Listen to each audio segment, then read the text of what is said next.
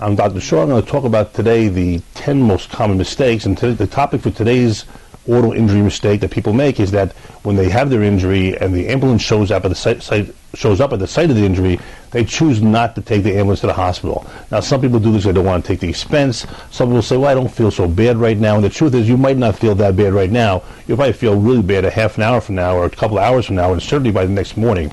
There's a number of reasons why people choose not to take the ambulance to the hospital. I can tell you that it's a very important thing to do for a number of reasons. From a clinical perspective, there are injuries which oftentimes go undiagnosed or unrealized right away. You can have a slow leak brain injury, which is like an aneurysm type of injury, where your brain has a slow blood vessel leaking in there, and 3 days later you die.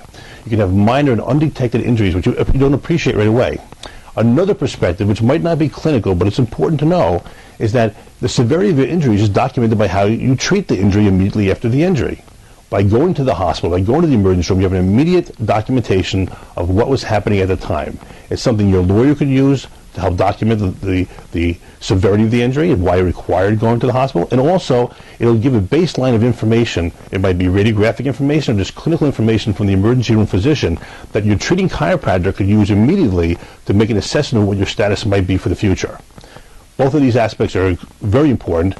Not going to the hospital by ambulance, if it's available to you and if it's necessary, is a big mistake. Give us a call. We'll be happy to help you with your injuries.